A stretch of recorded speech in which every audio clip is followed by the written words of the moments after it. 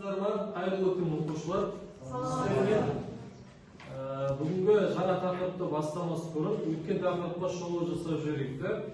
Барлығымыз тақтаға назар аударайық. Кім қандай сұраққа жауап бергісі келеді, орнынан тұрып қол көтеруге болады.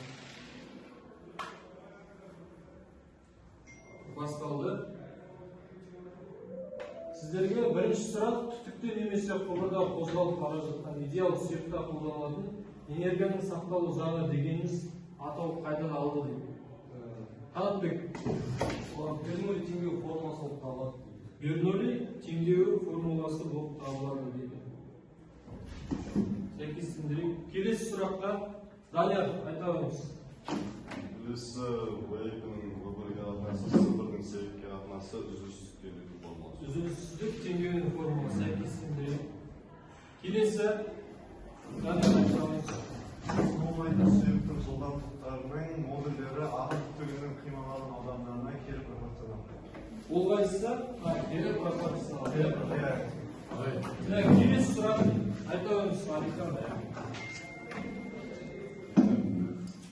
Сұйық қысымының оның стационар ағысының жылдамдығына тәуелді математикалық түрде 1738 жылы швед физигі Даниэл Бернулли анықтады. Қазір сәйкестендірейік. Келесі Олжас. Станционар ағысы кезінде ағыштың аз болған көлікте қысым көп болады. Қысым көп болады. Келесі айта беріңіз.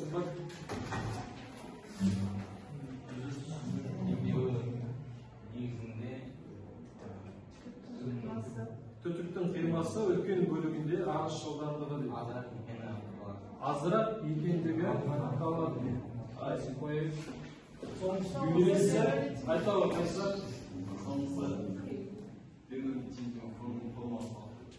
Бернулли теңдеуінің формуласы. Дұрыс тұрын сәйкестендіріп көрейік. Қазір бізде барлық сұрақтар бұл сұрақтарға жауап бергендеріңіз сіздердің өткен сабақты дұрыс түсінгендеріңізді көрсетеді. Өз-өзіңізді мақтауға тура мүмкін. Келесі мына суреттер бойынша сіздер не айта аласыздар?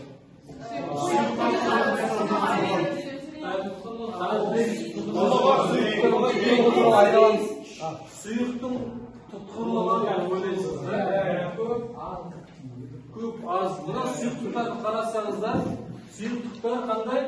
Әртүрлі. Біріншісі су, екіншісі кетчуп, үшіншісі бал, глицерин және май көрсетілген. Бұл сұйықтықтардың тегі әртүрлі. Қарап тұрсаңыздар, барлығы да сұйық болғанымен, бірақ та олардың құрылымдары әртүрлі болады. Келесі бүгінгі тақырыбымызға қараймыз қазір. Сұйықтың тұтқырлығы туралы видео көрсетіледі сіздерге. Сол видеода әртүрлі сұйықтықтардың тұтқырлығын қалай зертхана жүзінде тексеретінін көрсетіледі.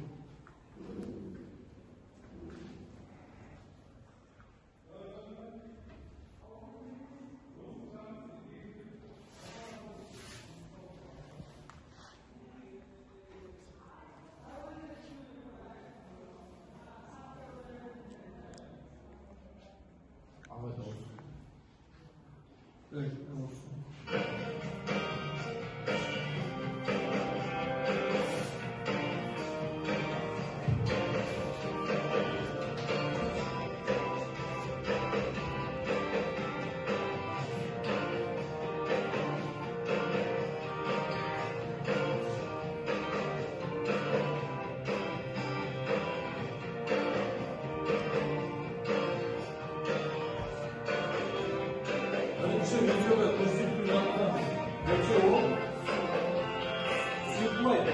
Кәдімгі күнбағыс май елімізде пайдаланылады. Иә. Мынаны мотор май.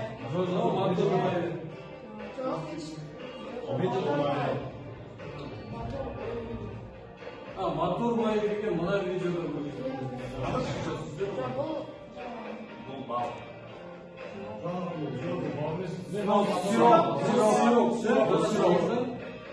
Қарасаңыздар мына жерде шариктің түсі жылдамдығы сұйықтың түрі өзгерген сайын баяу кетіп жатыр да. Мына жерде балдың 16 миллисекундта түседі. Дұрыс. Енді осы видеомызды біздер қазір тәжірибе жүзінде қарастырып көрейік, өзімізді демонстрация болсын. Сіздерге мынандай екі сұйықтық түрін алып келдім мен қазір. Мына екі сұйықтық, біреуі кәдімгі су болатын болса, екіншісі май да. Осы май мен сұйықтыққа қатысты сіздерге жаңағы шарик сияқты шарик алып келдім көру үшін. Мысалға бірінші тұтқырлығы аз нәрсеге салып көрсек, суға. Суға қарасаңыздар 1-2 секундтың ішінде ғана түседі, солай ма? Сосын келесі майдың ішіне салып көріңіз. Майға тұтқырлығы қанша секундта түсетін қарайсыз. Міне. Ол сұйықтық суға қарағанда аз түсті. Көрдіңіздер ме? Жылдамдығы. Өйткені мына екі сұйықтықтың тұтқырлықтары екі түрлі. Дұрыс та? Бүгінгі сабақ тақырыбын жазып алайық сіздермен. 24-ші қарайын кітаптарыңыздағы тұтқыр сұйықтың қозғалысы, Стокс формуласы және де денелердің қапталдай ағуы тақырып жазып алыңыздар. Кітаптарыңызда бар. 145-ші бетте 24-ші параграф.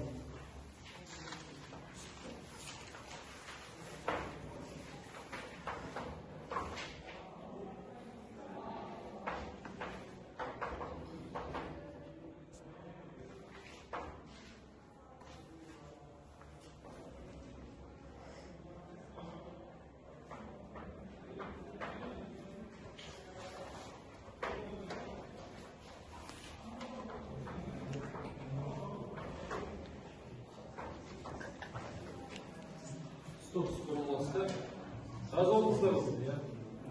Енді бүгінгі сабағымыздың мақсаты дәйекшелі теңдеуін есепке шығаруда қолдану және де Стокс формуласын есепке шығаруда қолдану.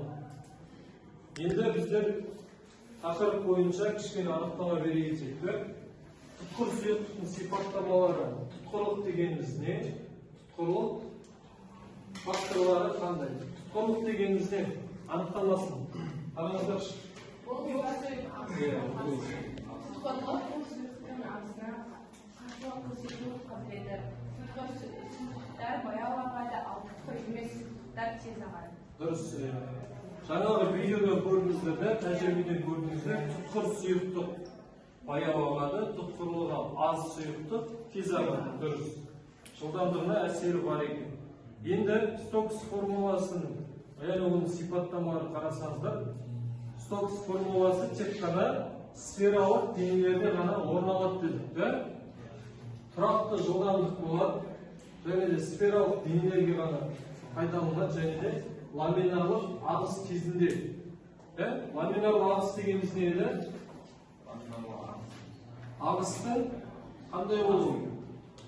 Бір текті болуы, бір текті ағыс болу керек. Турбуленция ағыс дегеніміз қандай? Бір текті емес ағыс түрлері. Дұрыс. Келесі қарасаңыздар тұтқырлықтың коэффициентін анықтау. Стокс заңы бойынша жүзеге асады. Бұдан кейін вискозиметр деген құрал арқылы және де сфералық денелерде жүргізілетіні көрсетілген. Мына жерде қарасаңыздар. Келесі сіздерге Стокс формуласының математикалық өрнегін көрсетеді. F кедергі күші тең болған 6 тұрақты да, тұрақты үшін пи тұрақты шама болғандықтан тұтқырлық, сұйықтықтың тұтқырлық коэффициенті это радиус R қозғалыс сфераның радиусы жылдамдық барлығының арасында көбейту бар, білесіздер да. кез келген шамасын табатын болсаңыздар осының ішіне барлығы да F-ке бөлінеді. Формула түрлендіру білесіздер ғой. Келесі соңғы жылдамдықты қорытып шығару формуласын көрсетейін сіздерге. Бұл жерде әртүрлі жылдамдықтарға әсер ететін не бар? Күштер көрсетілген да. Мына бірінші күшіміз қандай күш?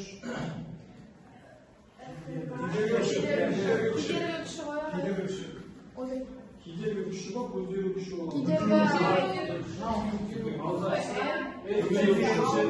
Ауырлық күші F деген Архимед күші ол мысалға шар ауадан лақтырылған кезде ауаның тығыздығын қарастырасыздар сіздер. Ал шарымыз жаңағы сфералық денеміз сұйықтықтың ішінде болса, біз тығыздыққа қайсысын аламыз? Ол кезде судың тығыздығын арасында май болсын, әртүрлі сұйықтықтардың тығыздықтары бар. Енді келесі сіздерге Галицелий формуласын көрсетіп, бұл жерде В тең түбір астында екінші H. G дегеніміз қандай шама? Тұрақты шама. Еркін түсу шамасы нешеге тең? 9 немесе 10 жоқтап аламыз. H дегеніміз биіктік. Қандай биіктік?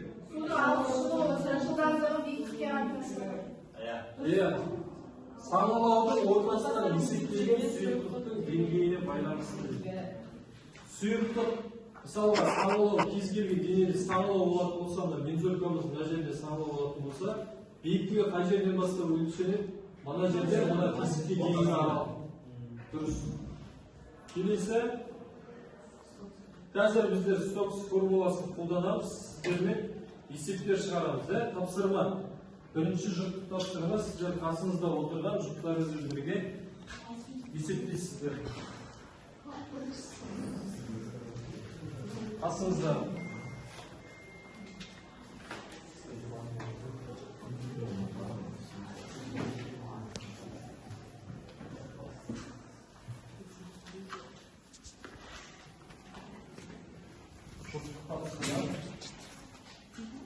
Қай жұп бірінші болса, әкеліп көрсетесіздер. Түсінікті ғой?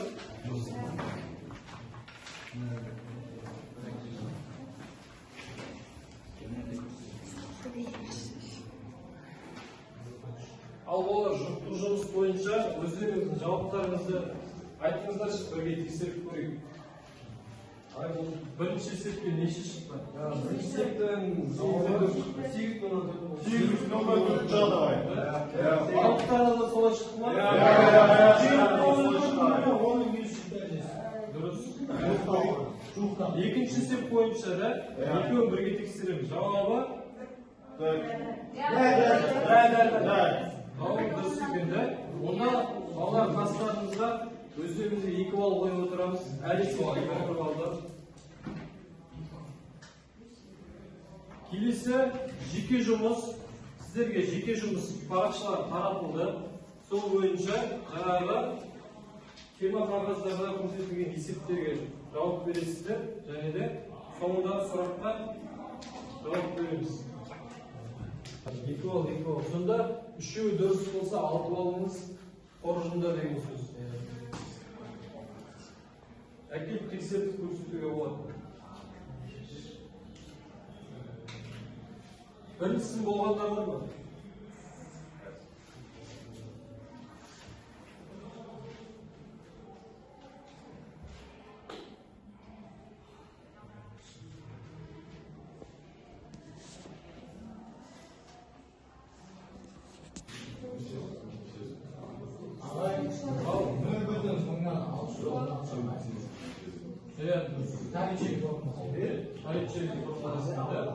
Барлықтарымызда есептеріміз шықты ма балалар?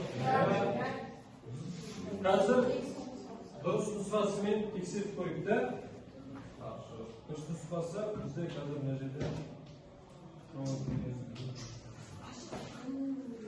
Так, біріншісі неше шықты? 2 метр секунд. 392 ол қай формуламен шықты? Так, бұл жерде сізді сантиметрді айналдыру керек. Сол жерде қате кеткен сіздің КБЖ бойынша, да?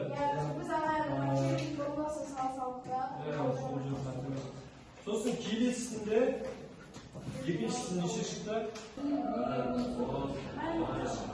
Так, келесі тапсырма. Сіздерге екі ыдысқа бірдей биіктікке дейін су құйылды. Бірінші ыдыстың түбінде, ал екіншісі ыдыстың бүйірінде тесіктер бар дейді. Қай ыдыстың су тезірек ағып шығады? Бірінші ыдыстың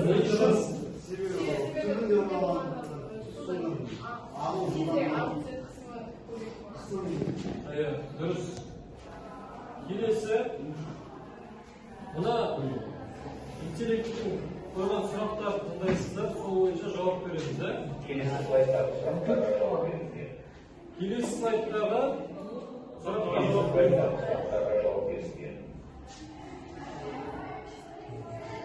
Егер ыстық көлденең қимасының ауданы өзгерсе, судың ағып шығу жылдамдығы қалай өзгереді?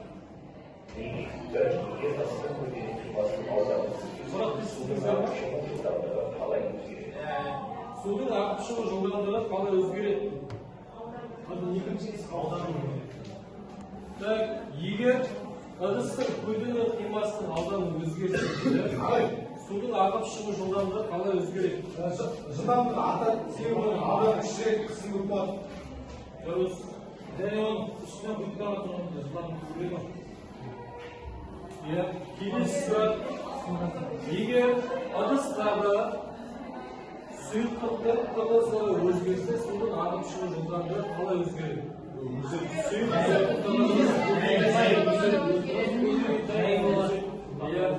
Бірақ бұл басқа заң бойынша да, біздің Торричелли заңында формуласында В тең q-2 2gh, бұл жерде тығыздыққа қатысы жоқ дейді. Бірақ та күнделікті өмірде тығыздыққа қатысы болуы мүмкін.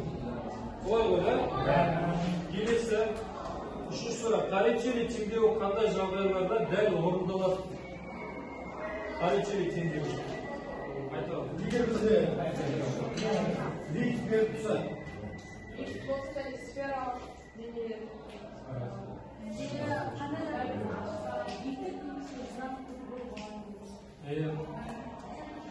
Торричелли теңдеуі қай жағдайларда дұрыс орындалады? Стокс формуласы қандай жағдайларда дәл орындалады? Шарттар, қазір дұрыс жауаптар бар. Торричелли формуласынан көрініп тұрғандай, ағу жылдамдығы тек сұйықтық бағанының биіктігіне және ауырлық күшінің өтеуіне байланысты.